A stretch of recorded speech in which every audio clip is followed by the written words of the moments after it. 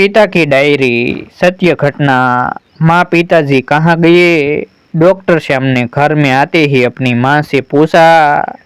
श्याम की माताजी बोली, पता नहीं बेटे, देखो लाइब्रेरी में होगी। तभी श्याम की पत्नी सोनाक्षी बोली, आपने आज बहुत गुस्सा कर दिया पिताजी के ऊपर। बूढ़े हो गए हैं, उनकी उम्र का तो ख्याल किया करो। डॉक्टर श्याम ने कहा, बूढ़े हो गए हैं लेकिन हरकतें बच्चों जैसी करते हैं। बच्चों के साथ वीडियो गेम खेल रहे थे और शोर मचा रहे थे। इतना भी ख्याल नहीं है कि घर में कुछ लोग आए हुए हैं। डॉक्टर श्याम बड़बड़ाते हुए लाइब्रेरी में चले जाते हैं। वहां जाकर देखते हैं कि पिताजी की डायरी खुली हुई है और हवा से पन्ने फड़फड़ा रहे हैं। डॉक्टर श्याम मन ही मन बोलते हैं, देखो डायरी भी खुला छोड़ दिया है, फट जाएगी। ऐसा बोलकर डायरी समेटने लगते हैं। ऐसे तो दूसरे की डायरी पढ़ना मैनर्स के खिलाफ होता है, लेकिन उसमें अपना नाम पढ़कर उत्सुकता से वे डायरी लेकर वहीं चेयर पर बैठकर पढ़ने लगते हैं। जानते हो बेटे, जब तुम पहली बार इस दुनिया में आए तो ना जाने कितने ख्वाब इन आंखों में सज गए थे। जब तू माँ के सीने से लगकर दूध पीता था तो मैं चुपके से देखा करता था। घंटों अपने पेट पर सुला कर रखता, सारा वात्सल्य लुटा देना चाहता था तुझ पर। लेकिन वो क्या है ना कि पिता बनने के साथ साथ कई जिम्मेदारियां भी आ गई थी इन कंधों पर। तुम्हारी हर ज़रूरत पूरी करने की जिम्मेदारी, तुम्हें समाज में कामयाब बनाने की जिम्मेदारी, तुम्हें अनुशासित रखने की जिम्मेदारी, तुम्हें मजबूत बनाने की जिम्मेदारी, ताकि तू कदम से कदम मिलाकर इस दुनिया के साथ चल सके। इन सारी जिम्मेदारियों को निभाते निभाते एक पिता कब अपनी कोमल भावनाओं के ऊपर एक कठोर आवरण ओढ़ लेता है, ये तो उसे खुद भी पता नहीं चलता। जानते हो बेटे, मुझे जलन होती थी तुम्हारी माँ से।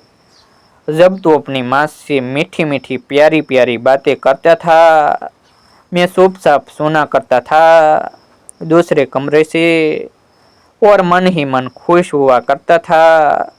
लेकिन डरता था तुम्हारे सामने आने से कहीं मेरी सच्चाई तुम्हें पता ना चल जाए। उस दिन जब तुम्हें चोट लगी थी, घुटने से खून बह रहा था, भागकर तेरी माँ दवा लेकर आई और रोते हुए उस पर दवा लगा रही थी। मैं भी भागकर आया था, लेकिन तुझे देखकर अपना सर घुमा लिया था मैंने। तुम्हें लगा था कि मुझे तकलीफ नहीं हुई, ऐसा नहीं था मेरा बच्चा, बहुत तकलीफ हुई थी। तू तो मेरे कलेजे का टुकड़ा है और चोट मेरे कलेजे को लगी थी। आंखों में आंसू आ गई थी मेरे, कहीं तू मेरे आंसू देख ना ले, इसलिए अपना सर घुमा लिया था मैंने, क्योंकि तुझे तो अभी कई बार गिरना था, गिर कर उठना था। ऐसे कई चोटों का सामना करना था तुझे। तू मेरी आंखों में आंसू देखकर कमजोर न बन जाए, इसीलिए तुम्हें मजबूत जो बनाना था। और उस दिन जिस दिन तुमसे एक एक रुपये का हिसाब मांगा था, ऐसा नहीं था रे पगले की मुझे तुझ पर विश्वास नहीं था। मुझे तुझ पर विश्वास था, तभी तो पैसे देकर बाजार भेजा था। मैं तो तुझे पैसे का मोल सिखा रहा था, तो कहीं पैसे को गलत जगह पर ना खर्च करे। मुझे फिक्र थी तुम्हारी, बस इसीलिए हिसाब। और उस दिन जब दोस्तों के साथ पार्टी करने के लिए पैसे मांगे थे तूने, और मैंने मना कर दिया था, फिर तेरी माँ ने तुझे पैसे दिए थे पार्टी करने के लिए।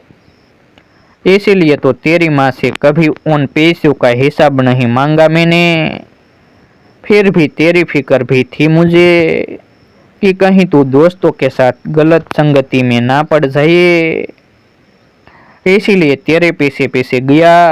तू दोस्तों के साथ खूब मस्ती कर रहा था, झूम झूम कर नाच रहा था। मेरा भी मन किया आज सारे बंधन तोड़कर तेरे साथ खूब मस्ती करूं, मन भर के नाच गाऊं।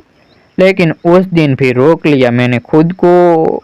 सोचा पहले तू एक कामयाब इंसान बन जाए, फिर तेरे साथ खूब मस्ती करूंगा, ढेर सारी बातें करूंगा। इसीलिए दूर से ही तुझ में अपनी जवानी जीकर आ गया मैं।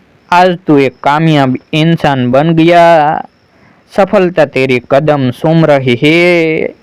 लेकिन मैं न रहा, क्यों मैं दादा बन गया और तू नहीं रहा। तू भी एक पिता बन गया है, एक जिम्मेदार इंसान। घर की जिम्मेदारी, बच्चों की जिम्मेदारी, समाज की जिम्मेदारी। मैं हर परिस्थिति में तुम्हारी स्थिति को समझता हूँ, लेकिन तुम्हें मेरी स्थिति को समझने में थोड़ी देर लगती है। यही दूरी तो है एक पिता और पुत्र के बीच की दूरी। और क्या लिखूं मैं मेरे बच्चे।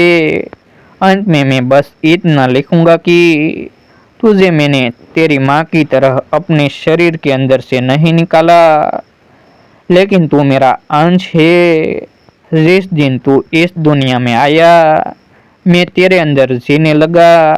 तेरे चेहरे पर खुशी देखकर अपनी सारी थकान भूल गया। तेरे बचपन में अपना बचपन जीने लगा। तेरे चेहरे पर सुकून देखा अपनी सारी मुश्किलें भूल गया। तेरी जवानी में अपनी जवानी जीने लगा।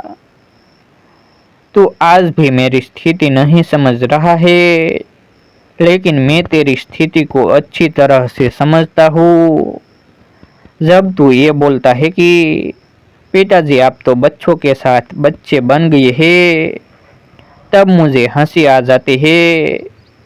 तू मेरी इस स्थिति को भी समझेगा जब तू दादा बन जाएगा, लेकिन तब शायद मैं इस दुनिया में नहीं रहूँगा।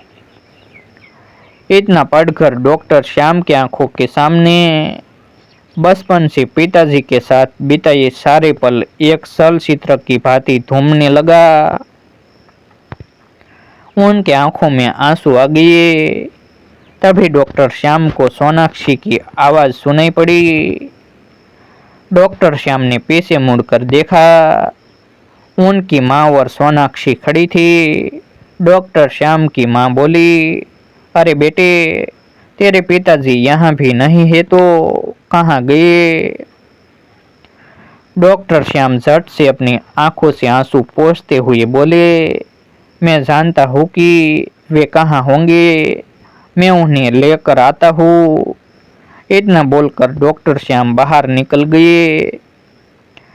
जा पहुँचे उस पार्क में जहाँ बचपन से उन्हें उनके पिताजी ले जाया करते थे। शायद पिता पुत्र के बीच की दूरी खत्म करना चाहते थे, लेकिन कभी खत्म नहीं कर पाए। जाकर देखा पिताजी वहीं उस बेंच पर अकेले बैठे थे।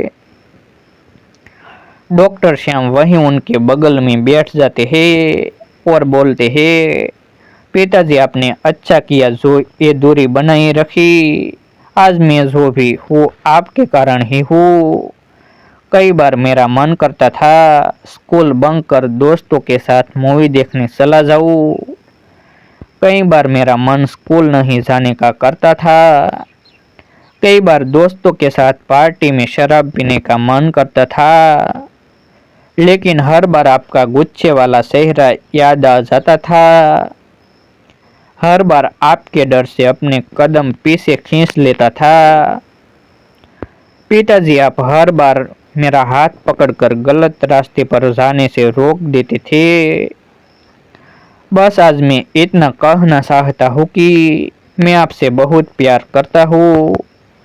इतना बोलते बोलते डॉक्टर श्याम का गला भर आया। डॉक्टर श्याम के पिताजी डॉक्टर श्याम को गले से लगा लेते हैं। ऐसे ही नए नए प्रेरणादायक वीडियो देखने के लिए हमारे यूट्यूब चैनल को सब्सक्राइब करें, वीडियो को लाइक करें और अपने मित्रों के साथ शेयर करें।